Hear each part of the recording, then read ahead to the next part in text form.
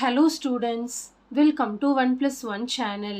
இந்த ப்ராப்ளத்தில் பார்த்தீங்கன்னா show that the points A, B, C, D கொடுத்துருக்காங்க points taken in that order form the vertices of a parallelogram. அதாவது இந்த 4 பாயிண்ட்ஸும் வந்து parallelogramோட verticesன்னு ப்ரூவ் பண்ண சொல்லியிருக்காங்க. இங்கேயும் கொடுத்துருக்காங்க பாருங்க clue. we know that opposite sides are equal. parallelogramல opposite sides வந்து ஈக்குவலுங்கிற கான்செப்ட் இருக்கு இல்லையா, அதை யூஸ் பண்ணி நம்ம பண்ண போகிறோம். ஸோ இந்த 4 பாயிண்ட்ஸுக்கும் டிஸ்டன்ஸ் ஃபைண்ட் பண்ணிவிட்டு ஆப்போசிட் சைட்ஸ் வந்து நம்மளுக்கு ஈக்குவலாக வரணும். அதாவது ஆப்போசிட் சைட்ஸ் இந்த சென்ஸ் கொஷன்லேயே கொடுத்துருக்காங்க ஏபிசிடிங்கிறது தான் parallelogram. சரிங்களா? அப்போது ஏபிசிடிங்கும் போது ஏபிசிடி ஈக்குவலாக வரணும். சரிங்களா? அப்போ என்ன அர்த்தம், நம்ம வந்து ஃபைண்ட் அவுட் பண்ண போகிறோம். அதே மாதிரி இந்த பக்கம் இருக்கிறதும் ஈக்குவலாக வரணும். சரிங்களா? ஸோ parallelogram ஒன்று வரைஞ்சி, அதாவது ஏபி டிஸ்டன்ஸும் சிடி டிஸ்டன்ஸும் ஈக்குவலாக இருக்கணும், பிசி டிஸ்டன்ஸும் டிஏ டிஸ்டன்ஸும் ஈக்குவலாக இருக்கணும். ஆக மொத்தத்தில் 4 டிஸ்டன்ஸ் நம்ம வந்து ஃபைண்ட் அவுட் பண்ணணும். சரிங்களா? ஸோ ஃபஸ்ட்டு டிஸ்டன்ஸ் ஃபார்முலா எழுதலாம். Distance is equal to square root of x2 minus x1 the whole square plus y2 minus y1 the whole square. So நம்ம ஃபஸ்ட்டு வந்து ஏபியோட டிஸ்டன்ஸ் கண்டுபிடிக்க போகிறோம். Square root of x1 y1, இது வந்து x2 y2. x2 minus x1, அப்போ 3 minus formula minus, இங்கேயும் ஒரு மைனஸ் இருக்குது, அப்போ 2 மைனஸ் சேர்ந்து ப்ளஸ் ஆயிரும். அப்போ 3 + 4 த whole square plus y2 minus y1, அப்போ 1 + 3 வரும். ஏன் +3 வரும்னா ஃபார்முலாலேயும் ஒரு மைனஸ் இருக்குது, y1 கிட்டேயும் ஒரு மைனஸ் இருக்குது, அப்போ 2 மைனஸ் சேரும்போது ப்ளஸ் ஆயிரும். which is equal to square root of 3யும் 4யும் ஆட் பண்ணால் 7 ஸ்கொயர் ப்ளஸ் 1 + 3 வந்து 4 square. So square root of 7 7s are 49, 4 4s are 16. ரெண்டுத்தையும் ஆட் பண்ணும்போது நம்மளுக்கு ரூட் ஆஃப் 65ன்னு கிடைக்கும். அப்படியே நம்ம வச்சுக்கலாம். ஜஸ்ட் ஈக்குவல் தானே ப்ரூவ் பண்ண போகிறோம், ஆட்லாம் எதுவும் பண்ண போகிறது இல்லை, அதனால் அப்படியே வச்சுக்கலாம். சரிங்களா? நெக்ஸ்ட் இதே மாதிரி பிசி டிஸ்டன்ஸ் கண்டுபிடிக்க போகிறோம். அதுக்கு பிங்கிற பாயிண்ட்டையும் சிங்கிற பாயிண்ட்டையும் எழுதிக்கலாம்.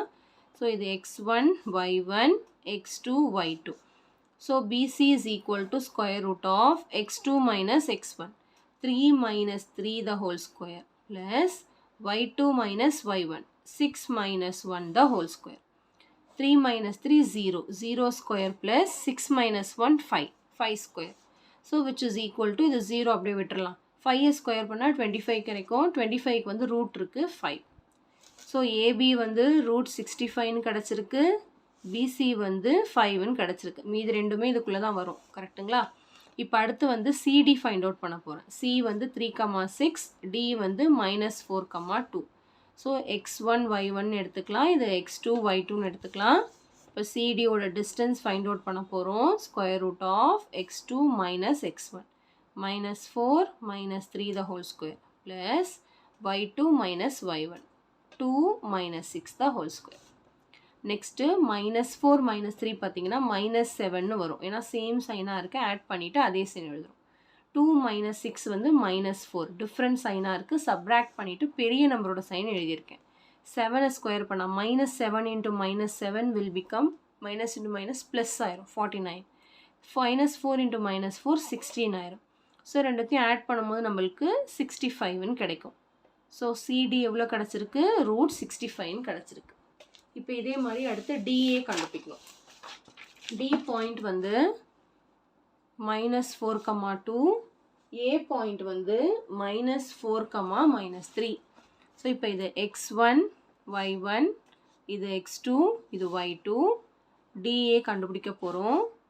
x2 மைனஸ் x1, -4 மைனஸ், இங்கேயும் ஒரு மைனஸ் இருக்குது, அப்போ 2 மைனஸ் சேர்ந்து ப்ளஸ் ஆயிரும் square plus y2 minus y1, -3 - 2 the whole square, which is equal to square root of -4 + 4 will become 0, 0 square plus -3 - 2 வந்து -5 the whole square. -3 - 2 சேம் சைனாக இருந்தால் ஆட் பண்ணிவிட்டு அதே சைன் எழுதியிருக்கும். ஸோ 0 விட்டுருங்க, 0 ஸ்கொயர் -5 ஸ்கொயர் பண்ணால் 25 ஆயிரும். 25க்கு வந்து ரூட் இருக்குது, 5 5s are 25. டிஏ வந்து 5. ஸோ இங்கே எல்லாமே சேமாக தான் இருக்குது பாருங்கள். வந்த ஆன்சர்ஸ்லாம் ஃபஸ்ட் எழுதிடலாமா? ஏபி வந்து ரூட் 65 வந்துச்சு, பிசி வந்து 5ன்னு வந்துச்சு. அடுத்து சிடியும் ரூட் 65, அடுத்து டிஏவும் என்ன வந்துச்சு 5ன்னு வந்துச்சு. கரெக்டுங்களா? எஸ். இப்போ ரெண்டும் சேமாக இருக்கா? ஏபி ஈக்குவல் டு சிடின்னு இருக்குது, பிசி ஈக்குவல் டு டிஏன்னு இருக்குது. Opposite sides are equal. Hence, since opposite sides are therefore since opposite sides are equal, ABCD is a parallelogram. Opposite sides வந்து ஈக்குவலாக இருக்கிறதுனால இது வந்து நம்ம ஒரு parallelogram ஃபார்ம் பண்ணிருச்சுன்னு சொல்கிறோம். டயக்ராம்லாம் வரையணும்னு இல்லை, ஜஸ்ட் வந்து கான்செப்ட் தெரிஞ்சால் போதும். இது வந்து உங்களுக்கு ஏன் இது வரைஞ்சு காட்டினா எந்த சைடெல்லாம் ஆப்போசிட்டாக வருதுன்னு உங்களுக்கு தெரியணும் இல்லையா? ஏபியும் சிடியும் தான் ஈக்குவலாக வரணும், பிசியும் டிஓயும் தான் ஈக்குவலாக வரணும் அப்படிங்கிறதுக்காக ஜஸ்ட் நம்ம ஒரு ரஃபாக ஒரு டயக்ராம் வந்து வரைஞ்சு காட்டியிருக்கோம். சரிங்களா? டயக்ராம் வந்து நாட் நெசசரி, வரையணும்னு அவசியம் கிடையாது. ஓகே, ஸோ ரொம்ப ரொம்ப சிம்பிள் சம் தான். ஜஸ்ட் டிஸ்டன்ஸ் ஃபார்முலா அப்ளை பண்ணுறோம், அவ்வளோதான். ஒரே ஃபார்முலா தான். இந்த எக்ஸாம்பிள், இந்த எக்ஸசைஸோட எக்ஸாம்பிள்ஸ் ஃபுல்லாகவே ஒரே ஃபார்முலா தான், டிஸ்டன்ஸ் ஃபார்முலா தான். பட் அந்த கேல்குலேஷன் ரொம்ப இம்பார்ட்டன்ட். எங்கே ஆட் பண்ணணும், எங்கே சப்ராக்ட் பண்ணணும்னு கண்டிப்பாக நமக்கு வந்து கிளியராக அண்டர்ஸ்டாண்ட் ஆனால் மட்டும்தான் சம்மை வந்து கம்ப்ளீட் பண்ண முடியும். ஓகே, அப்போ வந்து நம்மளுக்கு வந்து கரெக்டான ஆன்சர் வரும். சரிங்களா?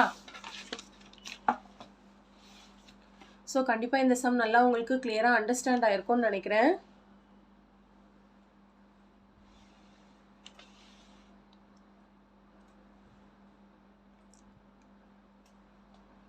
So thank you so much for watching, students.